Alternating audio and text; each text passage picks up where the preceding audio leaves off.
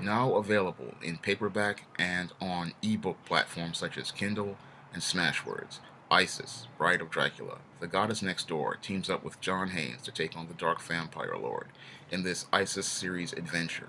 Pick up Isis, Bride of Dracula at your online bookseller today. A couple of days ago, I got a hard lesson in how deep the cognitive distortion is in the minds of many Afro American Negroes. Now, a couple of days ago, I went and I posted a blog like I usually do to one of these black fantasy Facebook groups. And I was talking about how this black feminist writer was going to be writing the Black Panther based on the press release I read a couple of weeks ago, talking about how she was going to be the first black female writer. And I was talking about how this is detrimental to the Black Panther character. And the response I got was quite disturbing, especially when you think about that this was coming from black men. And you had black men sitting here defending a black feminist. And even though I tried to explain it to these Negroes that a black feminist is not going to paint you in a positive light, they continued to try to argue with me and go back and forth with me, and I tried to explain it to them. And eventually, I wound up getting kicked out of the Facebook group. Now, this is the second time I've had to deal with African Americans, and it was just very disturbing and troubling to me because these were supposed to be science fiction and fantasy fans. But when I look at it overall, their idea of black is really a disturbing one because they only want black as it relates to white. If a white person gives them a character that is black, they'll accept it. But if a black man comes to them and says, he's going to be critical of it and then offers them an alternative, like I tried to in my blog with my own work, they start rejecting the work of the black man and then go on to try to defend the work created by the white people. And then the same white people who created the Black Panther, they were sitting there vehemently defending this and then defending concepts such as black feminism, which promote concepts such as white supremacy and racism. And this is what I found to be most disturbing about that whole situation. Here you had black men sitting there defending this female, Roxane Gay, who pretty much is pushing a narrative that is going to paint them in a negative light. Because most black feminists do not see black men in a positive light. No, they do not. They pretty much, many of them, hate black men and make every effort to push a misandristic, anti-black man narrative. Many of them see this black man in the same way many racist white men see them, as black brutes and monsters.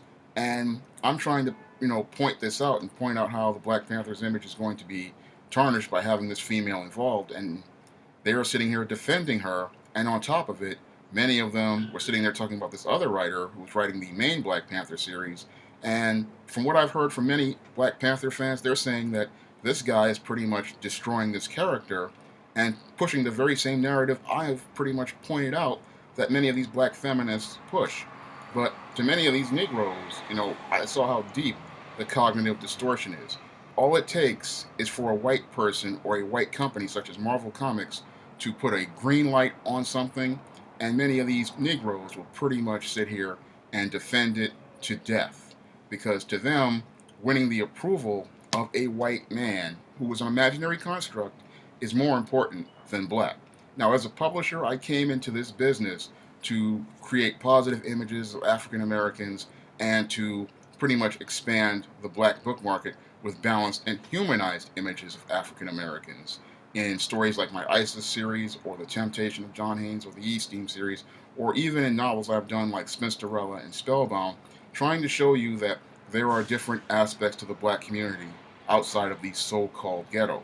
And when I'm learning about the thinking of the Afro-American Negro from this experience is that they're the ones who are the most resistant to these ideas. Most African Americans, especially these ones who say that they are so into supporting black products, these are the people who have given me the most resistance. These pro-blacks, these hoteps, many of these people and these black comic book fans, are the ones who give me the most resistance, telling me that my concepts are white. Now I'm understanding why they're saying my concepts are white and they look like white people, because their idea of black is colored by the idea of white people. It is not colored by black the way I see it, because I define black on my terms and my idea of black.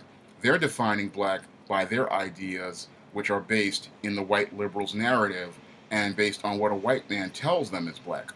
They're not taking it and defining it for themselves the same way your Asians have done, your Latinos have done, Chinese have done, and Indians have done. Because if we look at their fantasy and science fiction, if we look at their comic books, again, their characters are at the forefront, and they're not trying to sit here and try to win the approval of a white person or try to fit a narrative that white people have. No, they are laying a foundation that is based on their own ideas and their own concepts of what reality is and what fantasy is. And this is when I create fantasy, I create things based on my own ideas and my own concepts of what black is and how black culture is. Yes, I do research on different things, but the fantasy ideas I have are based and founded on what I believe black is. I don't try to sit there and try to win the approval of white people or try to do things that make white people happy. I try to do what makes me happy, because as a guy who creates his own stuff, I've learned to create my own worlds,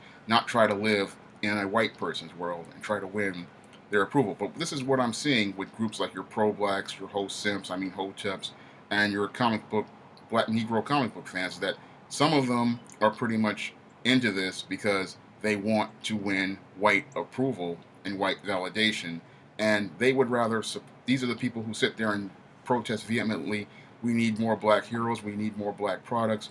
But again, I'm learning that they don't want them from black people, they want them from white people. So this is why they'll sit there and defend a Marvel-based character created by two Jewish guys rather than try to take a chance on a product created by a black man, which is created for them, by them, and is meant to support them. That is the cognitive distortion many of these African American Negroes have in their minds regarding black products. This is why a lot of black characters, from indie publishers can't get any traction, because most black people see them as second best instead of the best. Meanwhile, people from other races like your Asians and your Chinese, when they create a character, they run right over because they understand that they have to support their own and they put their own first. Meanwhile, black people, they put white people's products first, and that's a hard lesson I've learned over the years, and I'm starting to learn to accept that, if I want to try to sell African American fantasy, I'm going to have to leave the African American community and go outside to non-black people, because black people, as I see it, are so caught up in cognitive distortion that in order for me to pretty much get popular with them and to sell books with them, I'm going to have to either have a Marvel label or a DC label stamped on it, and that's going to be the only thing that's going to make them see that it's valid, because in their minds, they're so cognitively distorted that unless a white person approves of something, they can't see it as black. And that's just a really sad thing when you think about it, that in order for black people to see positive images of themselves, they have to see it through a white lens, and the only way for them to see something as good about themselves is if a white person says it's good. And that's, to me, is not what fantasy and science fiction is about. If we're really serious about science fiction and fantasy, we're going to be about making it about our stories and stories that we see as the high standard, not as what someone else sees as a high standard. And this is just what was so shameful about what I saw in that Facebook group. And, it was really disheartening to me, because I thought, black people really wanted this type of stuff. But when I look at the big picture, again, they don't want it from a black man. They really want it from a white man. And that's what they really want to see, is a product created by whites for blacks that says blacks are acceptable. And to me, that's not good enough for me. My standard is a black man creating a product for a black man, and a black man saying, this is the best, and I'm going to buy it because it's from a black man.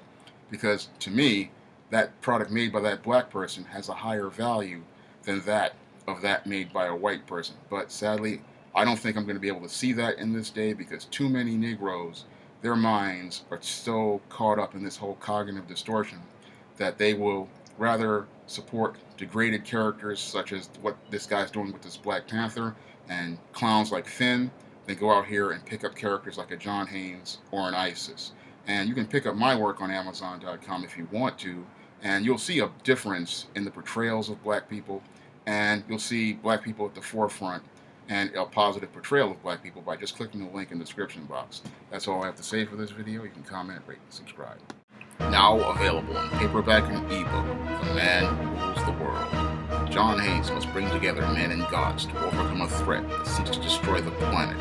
The Man Who Rules the World. Now available in paperback and e-readers everywhere.